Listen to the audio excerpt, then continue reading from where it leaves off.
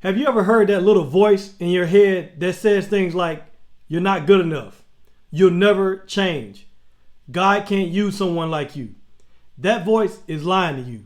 And in this video, we're going to shut it down with the truth of God's word. Limiting beliefs are like invisible chains.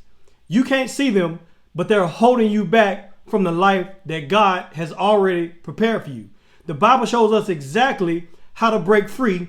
Stick with me on this, because by the end of this video, you'll have a 3-step biblical strategy to silence those lies and start living in God's truth. I used to believe some of those same lies. For years, I thought, I'm not smart enough, I'm not qualified enough, I don't have what it takes. And you know what? Those thoughts are not from God. Those are from fear. And if you're honest, you've probably battled those voices too. The ones that whisper and tell you you'll always fail. Your past defines you. You can't get away from your past. God only uses special people and not you. But here's the good news. Those voices, they don't get the final word. And so let's take care of that with a couple of steps. Step 1 is recognize the lie. Most people don't even realize that they're living under a lie. And that's what makes these limiting beliefs so dangerous, that people don't recognize them and they feel like they're true because we've repeated them in our heads for far too long. Think of like wearing sunglasses and you forgot you had sunglasses on, and you've been wearing them so long that you forgot you had them on. Everything is tinted, everything is dark, and you start to believe that's just how things are. That's just how this world is. But the truth is, it's not. Things are not that dark. And it's the lenses that you're looking through that's causing all the darkness and confusion. The Bible says in 2 Corinthians 10:5, it says that we destroy every proud obstacle that keep people from knowing God. We capture these rebellious thoughts and teach them to obey Christ. What that means is, that means that when a thought shows up, like I'll never change or I don't deserve God's blessings, you don't just have to accept it. You can grab it, take these thoughts, capture these thoughts like the scripture says, and shine God's light on it and ask, is this from God or is this a lie? Does this match what God's word says, or does it contradict what God said in his word? Think about Eve in the Garden of Eden in Genesis 3. The serpent, he did not force her to sin. All he did was trick her. He planted a lie in her mind, and he said, God did not really say that you'll die if you eat of this fruit. And the serpent twisted God's word. And the fall of man started with all of that, because it started with a belief. And that shows us that every bad choice, it starts with a bad belief. It starts with what you think, because you think first and then you act. And so if you don't recognize that you're thinking, your thought process is based in lies, if you don't recognize that early, it will grow roots in your mind and you'll continue to live it out. You'll continue to live out a lie. And so maybe you've told yourself for years, I'm just not good with money. Well, that belief shapes your habits, and it shapes your confidence and your future. And if you just continue to believe that you're not good with money, then guess what? You're not going to be good with money. You'll always have money problems if you just believe I'm not good with money. That's a lie. Maybe you don't have the skill yet that you need to learn in order to manage your money, but to just say I'm not good with money, that is a lie from Satan. And so if you believe that, it becomes your habits, and you start doing things to confirm what you believe in your mind. And so it's not true. It's a lie. And until you recognize it as a lie, you're gonna keep repeating it. But what you have to do is you have to replace it with God's wisdom. And so the takeaway here is you have to recognize a lie and flip the light switch on that lie. And suddenly you can see what's been tripping you up all along. Once you have an awareness that you have been believing a lie, you can now start to see that lie for what it is, and you no longer have to be a prisoner of the lies that are in your head. And so I want you to think about what are some negative thoughts that you've believed about yourself. Write it down. Write those negative thoughts down. And then go back and put a big red X through it. That's the first step of recognizing the lie. Step 2, replace the lie with God's truth. Recognizing the lie is only half the battle. That's the first thing. You have to recognize it. And then you have to replace it with God's truth.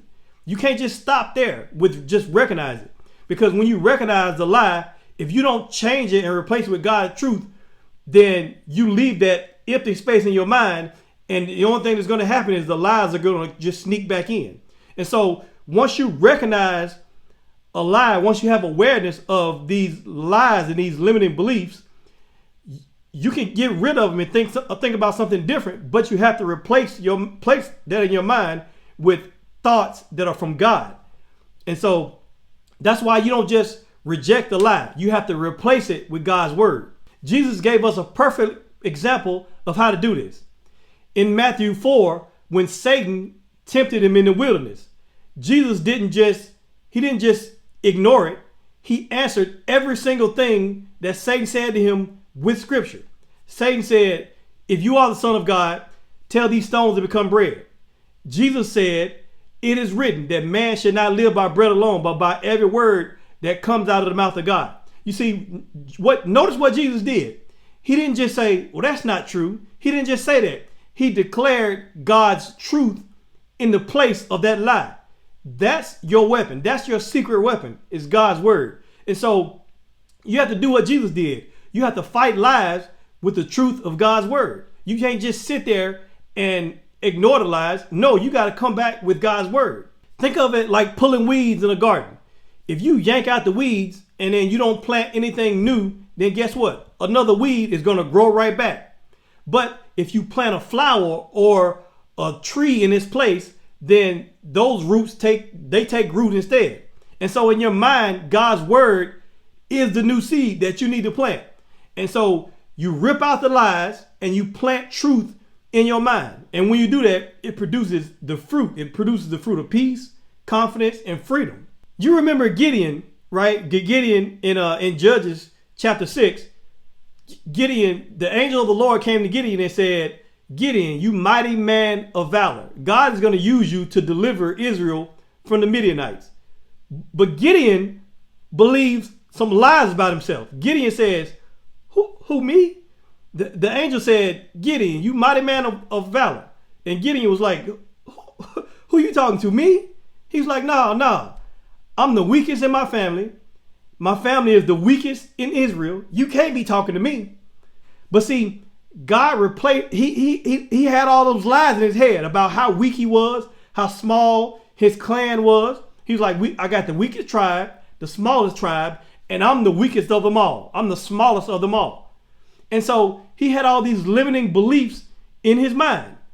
And what God did is God replaced those lies with his truth. He said, go, because the Lord is with you, you mighty warrior. And so he kept calling himself small, but God kept calling him, you mighty warrior. And so Gideon had to shift his belief from weakness to warrior, because God's truth always outranks your feelings. And so here's how this works. When you have a lie that says, I'll never succeed, you have to replace it with Jeremiah 29:11. For I know the plans that I have for you, says the Lord, plans to prosper you and not to harm you. When a lie says, I'm too weak, you have to replace it with Philippians 4:13. I can do all things through Christ who strengthens me. When a lie says, God doesn't love me anymore, you can replace that with Romans 8:38, where it says, nothing can ever separate us from the love of God.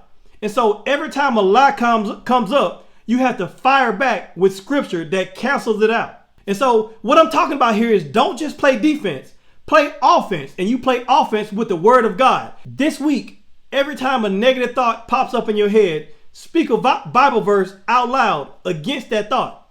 Write down some scriptures on a sticky note or whatever you got to do. Put them on your phone, put them wherever you can see them, and declare those scriptures until the truth becomes your faith. And then the third step is you have to renew your mind daily.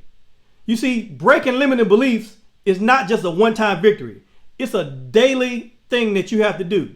You have to do this daily because the enemy does not stop. And so you can't just recognize a lie one time and then replace it with God's word and then you're free. It doesn't work like that. Why? Because your mind is like a garden and it's always growing something, and Satan is always trying to plant something in your mind. And so the question is, will it grow weeds or will it grow God's truth? And so you have to renew your mind. Romans 12:2 says, don't copy the behaviors and the customs of this world, but let God transform you into a new person by changing the way you think, renewing your mind. Notice that word transform. Transformation doesn't just happen overnight. It's a process. And the way God transforms us is by renewing our minds every day. Think of your mind like a phone. If you never update your phone, eventually it slows down, it glitches, and eventually it won't be able to handle new things. The same is true with your mind. You need to daily update your mind. You need to get your daily downloads from the Word of God to keep your mind running strong, fresh, and full of faith. Look at Joshua in the Old Testament. Before leading Israel into the promised land, God gave Joshua instruction. He said, study, in Joshua 1:8, he says, study this book of instruction continually. Meditate on it day and night so that you will be sure to obey everything that's written in it. And then only then will you prosper and succeed in everything you do. And so God didn't just say read it once. He said read it day and night. Meditate on it day and night. Why? Because daily meditation builds strength to overcome those daily battles. And so Joshua was stepping up in the place of Moses, and he was stepping into the enemy territory, and God knew that he would need a renewed mind. He would need renewed strength every day to lead with courage. And so imagine someone trying to build muscle, but they only go to the gym once a month. You'll never build muscle. It don't work like that. And the same is with your mind. You can't defeat these daily lies with a once a month truth. You can't just read your Bible once a month and think that you're going to defeat the enemy with all these lies. It takes repetition. It takes habit. It takes consistency.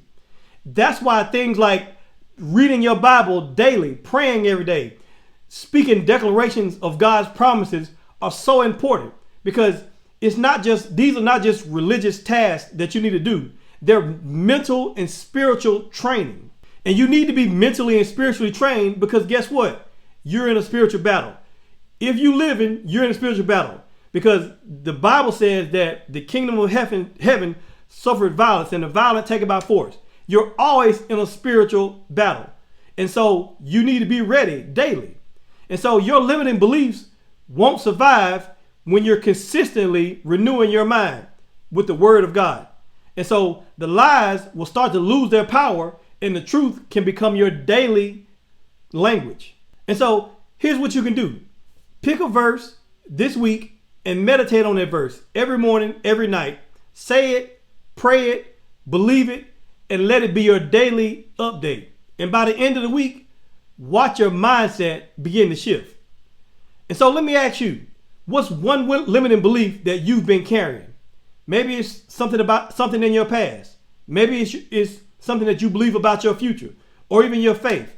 Today, I want you to name it and then replace it with God's truth. Because when you replace it with God's truth, you can begin to cancel out all the lies. And so if this encouraged you, don't just stop here. Go deeper into God's word every day, because his truth is the key to your freedom. And so if you like this, make sure you subscribe so that you can get the next video, and share this with somebody who needs to break free from limiting beliefs. And remember, the enemy's lies may try to limit you, but God's truth will set you free. And so thank you for watching, and I'll see you in the next video.